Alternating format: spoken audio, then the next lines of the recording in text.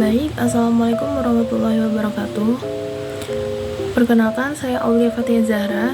Saya di sini akan mereview sebuah jurnal dengan judul A New Perspective on Trend in Psychology dari jurnal New Ideas in Psychology dengan vol 74 dan halaman 1-12. Tahun jurnal 2024, penulisnya Andrea Zagaria, Luigi Bombardier, pada tanggal Agustus 2024.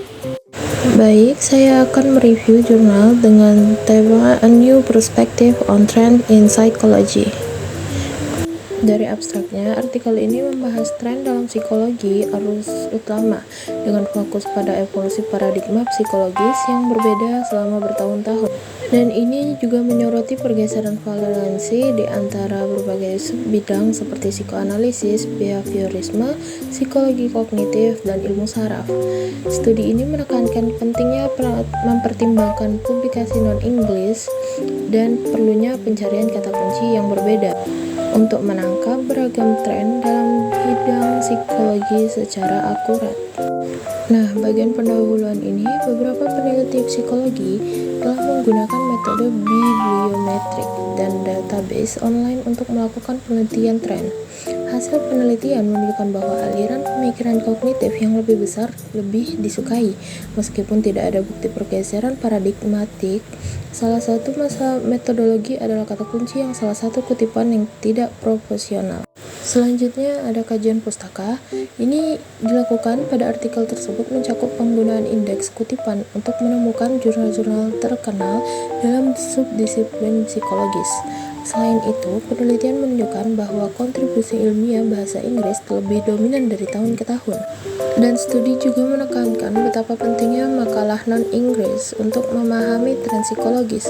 Studi lain menunjukkan bahwa penerbitan dalam bahasa Inggris dapat dikaitkan dengan lebih banyak kutipan. Selanjutnya ada metode penelitian.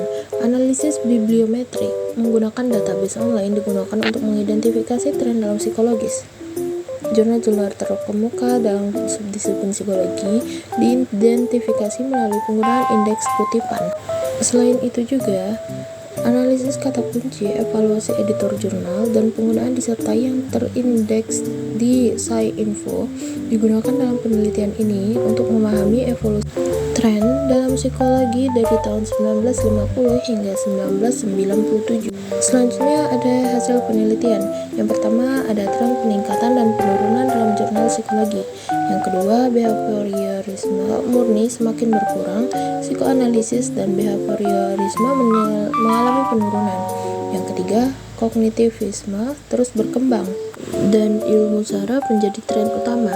Yang keempat, dari 2009 jumlah jurnal psikologi non-Inggris telah menurun. Yang kelima, ada konten ilmiah berbahasa Inggris terus mendominasi. Yang keenam, psikologi sebagai bidang ilmu masih kuat dalam penting. Yang tujuh, tidak ada satupun di subdisiplin psikologi yang memiliki paradigma yang jelas.